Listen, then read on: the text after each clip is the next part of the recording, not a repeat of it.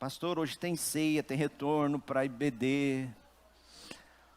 Uau! 2 Crônicas, capítulo 34, verso 29.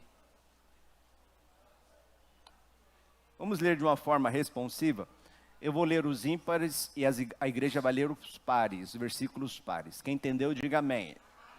Muito bem. Então deu ordem o rei e todos os anciões de Judá e de Jerusalém se ajuntaram. A igreja...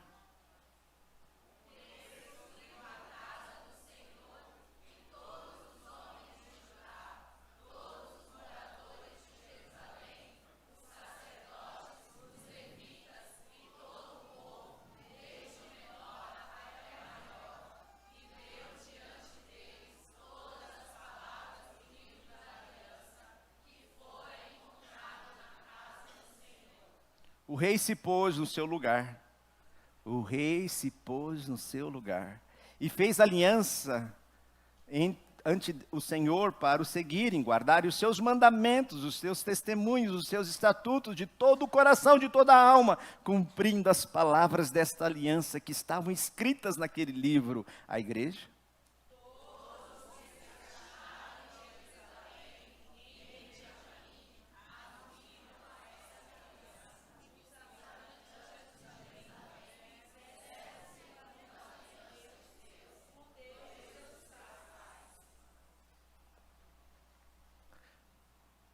Todos os que se acharam em Jerusalém, em Benjamim, anuíram a esta aliança, e os habitantes de Jerusalém fizeram segundo a aliança de Deus, o Deus de seus pais. Josias, vamos juntos, 33? Josias tirou todas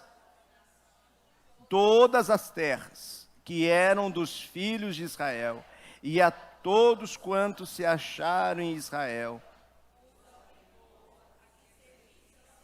seu Deus, enquanto ele viveu, não se desviaram de seguir o Senhor, Deus de seus pais. Amém. Podeis se assentar. O último reinado de Israel, com todas as 12 tribos, foi no reino de Salomão. Salomão, apesar de ser o homem mais sábio do mundo, o homem mais rico do mundo, ele acabou se prostituindo com muitas mulheres. E essa prostituição o levou a adorar a outros deuses, a não apenas ter várias mulheres, mas o seu coração foi inclinado a outros deuses. E por causa do seu pecado, a sua futura geração teve o seu reino dividido. O reino foi dividido no reino do norte, o reino do sul, o reino do norte tendo a sua capital em Samaria, o reino do sul em Judá. Por isso que nós falamos o reino de Judá. Ali Judá ficou, além de Judá ficou a tribo de Benjamim, a restante as outras 10 tribos ficaram ao norte, tendo Samaria como capital. E aqui nós estamos falando de um rei na região do sul. O reino do norte nunca teve um rei bom, sempre teve um rei mau, um rei idólatra, que levou o povo a adorar a outros deuses. Mas o reino do sul, por muito tempo, foi reinado por bons governantes. Contudo, Manassés, avô de Josias, foi um dos piores reis de Judá. Ele levou a tribo de Judá, o reino do sul, a se prostituir diante dos Balaíns, levou o povo a se prostituir. E por isso ele foi levado em cativeiro, e no seu cativeiro ele clamou a Deus, se arrependeu dos seus pecados, e Deus então o perdoou. Mas o seu filho Amon também seguiu os passos do seu pai Manassés no tempo de idolatria. E Amon também, então, foi o mau rei. E aí surge Josias, neto de Manassés, filho de Amon. Com 8 anos de idade ele começa a reinar. Ele não tinha uma referência de avô, ele não tinha uma referência de pai, que seguia Jesus, seguia Deus, seguia ali a palavra do Senhor. Mas Josias, apesar de não ter referências de pai, de mãe, ter uma referência de um homem a quem seguir, para seguir ao Senhor, ele não viveu os passos do seu avô e nem do seu pai. E eu quero dizer que essa geração da sua vida de maldições, de traição, de adultério, de viver longe do caminho do Senhor, de vícios, pode ser interrompida na sua geração. E apesar de talvez você não tenha uma referência de um pai, de uma mãe que seguiu os caminhos do Senhor, assim como Josias, você pode trazer uma grande mudança na sua casa, na sua família, na sua sociedade. Josias mostra para nós que é possível sim, nós vivermos diferente dos nossos pais, vivermos para adoração a Deus, vivermos de uma forma verdadeira para o Senhor, mesmo quando nós não temos referências de avô ou de pai. Josias, no tempo de Josias, a palavra de Deus é redescoberta. E quando Josias tem um reencontro com a palavra de Deus, ele tem uma mudança de atitude. O verso de número 31 mostra duas para nós. O verso de número 31 diz que o rei se pôs no seu lugar. A primeira mudança de atitude aqui, depois que ele tem um encontro com a palavra de Deus, é que a palavra de Deus o colocou no lugar devido. Tem muita gente tentando viver a vida de outras pessoas. Isso não vai dar certo. Tem muita gente tentando viver os sonhos de outras pessoas. Isso vai dar frustração. Aquilo que Deus preparou para você, só você pode seguir os seus passos. Para cada um de nós, Deus tem uma missão e um bom propósito.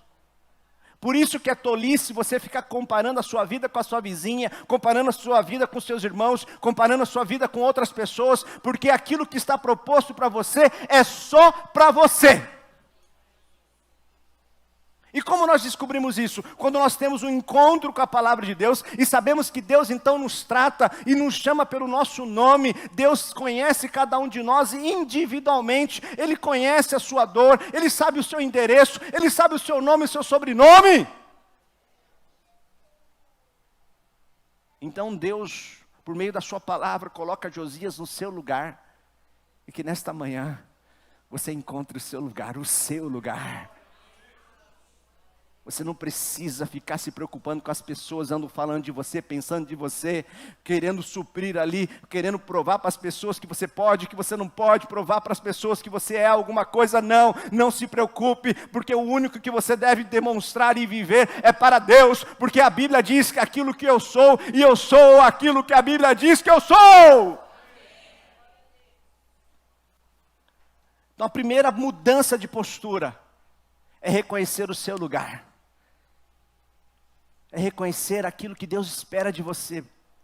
Porque quando nós encontramos o nosso chamado, quando nós encontramos o lugar, o papel que Deus nos chamou para fazermos, irmãos, isso traz um alívio ao nosso coração. Isso traz calma ao nosso coração. E uma das coisas muito importantes é não sermos omissos diante desse chamado, porque omissão é pecado. Tiago 4,17 diz assim: portanto, aquele que sabe que deve fazer o bem e não faz, isso está pecando. Se você sabe que aquilo que é para você viver, para você fazer, então faz, porque a omissão é pecado. E tem muita gente vivendo uma insanidade, continuando a fazendo sempre a mesma coisa, esperando resultados diferentes. Isso é tolice, isso é insano, é loucura. Você querer uma mudança na sua vida, uma mudança na sua casa, uma mudança na sua vida profissional, uma mudança na sua empresa, mas continuando fazendo as mesmas coisas. Igreja é tolice. Se nós queremos ganhar o nosso bairro, queremos ganhar a nossa cidade, queremos ganhar o país para Cristo, temos que a cada dia ter criatividade, temos que ter a iluminação do Santo Espírito, entender aquilo que precisamos mudar, aquilo que precisamos fazer, e não sermos omissos diante das mudanças. Insanidade. Insanidade é continuar fazendo sempre a mesma coisa e esperar resultados diferentes. Mas Josias aqui teve um encontro com a palavra e ele se colocou no seu lugar. Como homem, você precisa assumir o seu papel de homem. Se você quer uma mudança dentro da sua casa, da igreja, no trabalho, na sociedade, a mudança começa com você.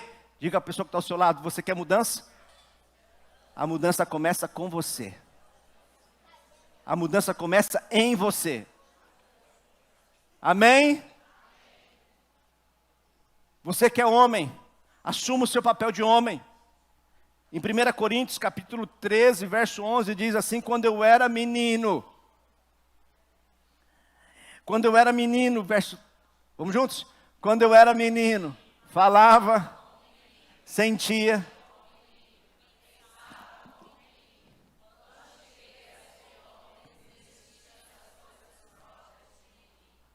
Tem muito menino em corpo de homem. Tem muito menino em corpo de homem.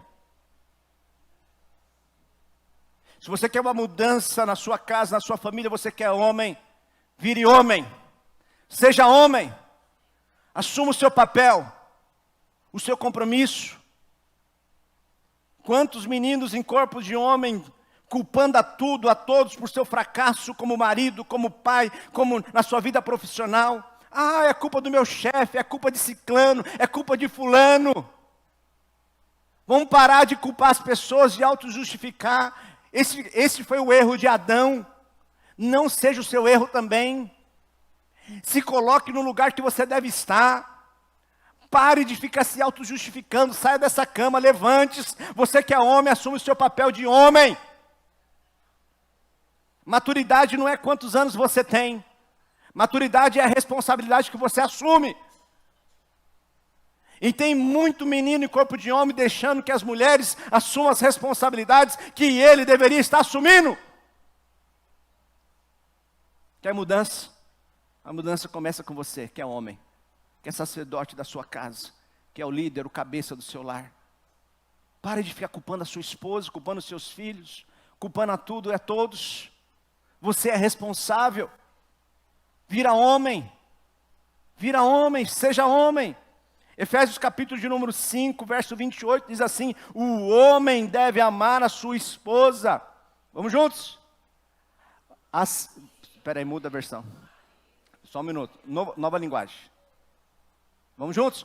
O homem deve amar a sua esposa, assim como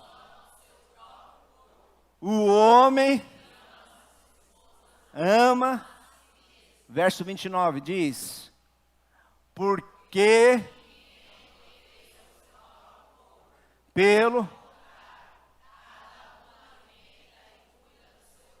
como é sua responsabilidade como homem, cuidar da sua casa, cuidar da sua esposa. Não tem nenhum problema a mulher ganhar mais do que o homem. Não tem nenhum problema.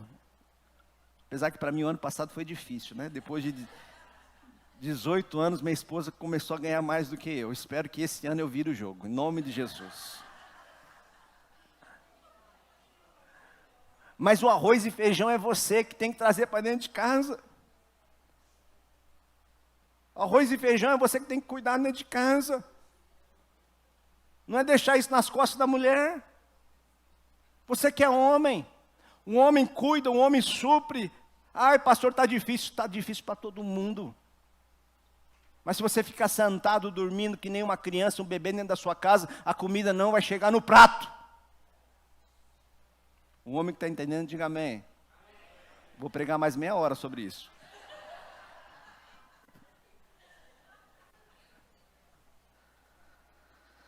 Maturidade não é quantos anos você tem, mas sim a responsabilidade que você assume. Devemos assumir nossa postura de responsabilidade diante do chamado de Deus. Você tem um chamado do Senhor sobre a sua vida. Se coloque no seu lugar, no lugar que Deus espera que você esteja, porque é ali que você vai viver a vida plena, a vida abundante, a vida completa. O crente que está longe do seu chamado, do seu ministério, não é completo. Sempre está faltando alguma coisa. Romanos capítulo 12, verso 2 diz assim: não vos conformeis com esse século, mas transformai-vos pela renovação da vossa mente, para que experimenteis qual seja a boa, a agradável e perfeita vontade do Senhor. Se tem algo que você não pode passar desta vida sem conhecer, é a vontade de Deus. O saudoso pastor Russell Shedd dizia que se tem algo que o ser humano tem que se dedicar na vida, nesta vida, é entender qual que é a boa vontade de Deus sobre a sua vida. Porque quando você não entende a boa vontade de Deus para a sua vida, é aquilo que eu falei, você começa a sonhar sonhos de outras pessoas, começa a tentar viver vidas de outras pessoas, porque você não sabe para onde você deve ir e está perdido, que em nome de Jesus, que nesta manhã você encontre o seu lugar. Existem posições que devemos assumir, talvez na família, talvez no trabalho, ministerialmente, devemos honrar o nosso chamado no reino de Deus sem medo. E Josias mostra isso para nós. Quando ele tem um encontro com a palavra de Deus o coloca no seu devido lugar, que nesta manhã a bondosa palavra de Deus chegue no seu coração e gere o fruto que ela está sendo lançada. E você não tenha dúvida jamais de quem você é diante de Deus, o que Ele te chamou para você fazer, qual o seu bom propósito, que você nunca se encontre perdido, que a cada manhã você acorde dizendo, eu vou louvar ao Senhor, eu louvarei, eu adorarei. Você vai acordar pela manhã sabendo o seu bom propósito, não vai dar lugar à depressão, à frustração, à inquietação, porque você sabe quem você é diante de Deus, e sabe o que Ele te chamou para você fazer. Então faça. Cumpra o bom propósito do Senhor. A segunda mudança de postura de Josias, aqui no verso de número 31, na NVI, 2 Crônicas 34, 31 diz assim, ele tomou o seu lugar, e na presença do Senhor fez uma aliança. Que aliança foi essa? Vamos juntos? Comprometendo-se a seguir o Senhor e obedecer de todo o coração e de toda a alma aos seus mandamentos, seus testemunhos e seus decretos, cumprindo a palavra da aliança escrita naquele livro. Então, o encontro com essa palavra, no momento que ele teve um encontro com a palavra de Deus, ele teve uma mudança de postura de se comprometer em obedecer a palavra de Deus. Você pode entrar aqui e sair do mesmo jeito, se você não assumir um compromisso de obediência à palavra de Deus. Mas se nesta manhã, assim como Josias, você ter consciência que precisa viver uma mudança, um avivamento na sua casa, na sua família, na sua vida, você não vai sair daqui sem tomar uma decisão. A decisão de ser tomada hoje é, eu vou obedecer.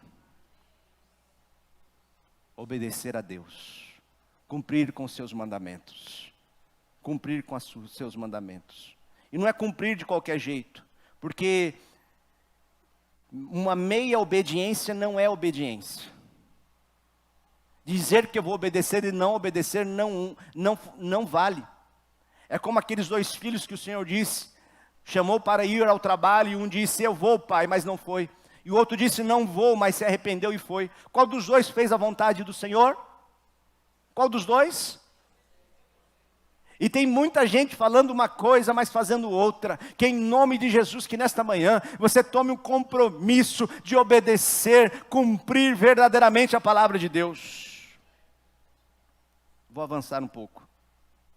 Terceiro, 2 Crônicas 34, 33 da Nova Linguagem. A terceira mudança de postura que ele teve. A mudança que ele teve no capítulo 34, verso 33. Vamos juntos?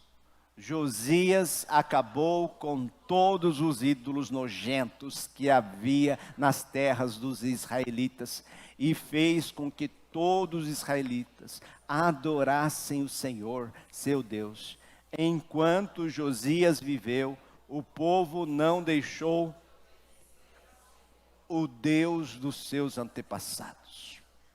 A terceira mudança de postura aqui foi uma mudança na sua adoração. Mudança na adoração. Josias acabou com todos os ídolos nojentos que havia ali em Israel.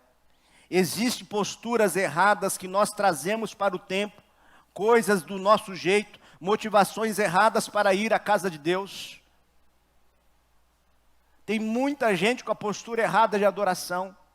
Quando você vem à casa do Senhor, você não vem para assistir o culto. Preste atenção, querido irmão, isso é muito sério.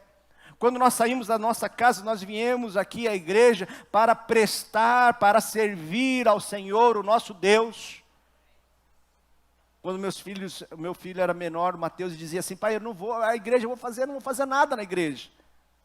Até que ele entendeu.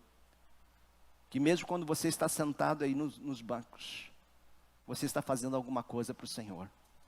Você está servindo a Ele, em adoração, aprendendo a palavra do Senhor, louvando ao Senhor com seus lábios, com a sua vida, dedicando as suas ofertas, dedicando a sua vida ao Senhor. Adoração é você se prostrar ao Senhor, louvor é você se prostrar diante do Senhor, e é isso que nós fazemos a cada domingo. A cada domingo chegamos aqui para nós servirmos ao Senhor, e precisamos entender isso, ter uma postura de adoração, de adorador. Nós não viemos aqui apenas para assistir mais um culto, assistir mais um louvor bonitinho, assistir mais uma pregação bonitinha. Nós viemos aqui a servir ao Deus dos deuses, ao Senhor dos senhores. Nós viemos aqui em servir a nossa vida em adoração ao nosso Deus. A equipe de louvor, rapidinho. Então existem posturas erradas que nós trazemos para o templo. Coisas do nosso jeito, motivações erradas para ir à casa do Senhor. Gente, nós não precisamos atrair as pessoas aqui pelos motivos errados. A igreja não é um teatro, a igreja não é um circo, a igreja não é um salão de boate. As pessoas não precisam vir aqui para que aqui possam encontrar um lazer, um momento de entretenimento.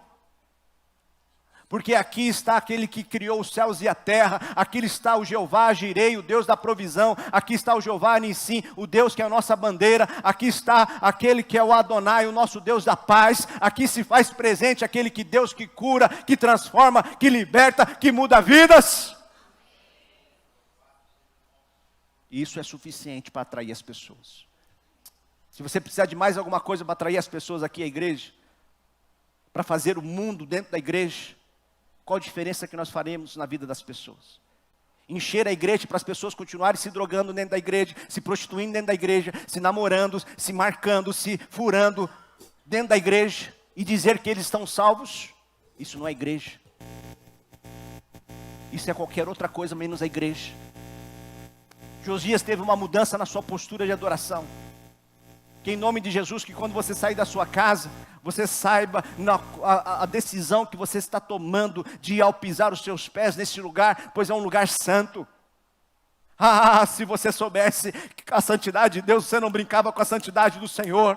Se você soubesse ao Deus que nós estamos servindo, não se brinca, porque com Ele, ai daquele que cair nas mãos de um Deus irado, ai daquele que brinca com as coisas de Deus. E nós que sabemos a verdade, que conhecemos a palavra do Senhor, precisamos ter a postura correta de subir aqui neste lugar em adoração ao Senhor, porque pode ser que algum dia, quando você subir neste lugar, você descer daqui numa maca.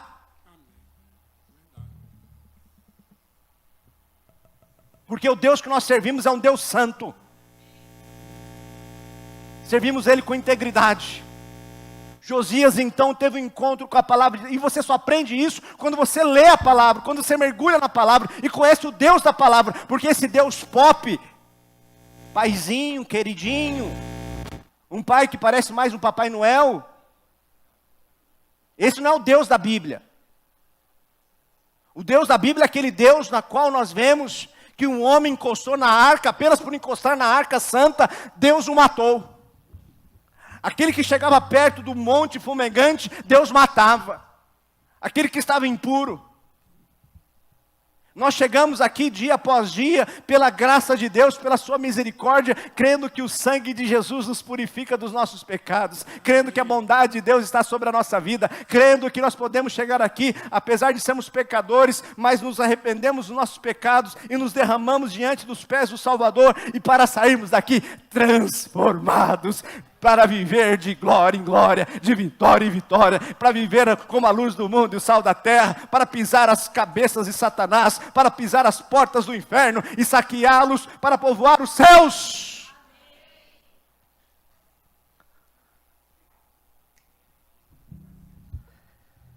Que mudança de postura você vai ter hoje? Que mudança? Muitas das vezes começamos a ir à igreja por causa dos pais, amigos, por interesse, por alguns diversos problemas. Não tem nada de errado em entrar por este motivo. Mas quando entendemos de quem é Jesus, e o motivo do culto, o porquê prestamos o culto, porquê servimos neste culto, nós devemos apenas buscar a Ele, ter uma postura de entrega, de adoração.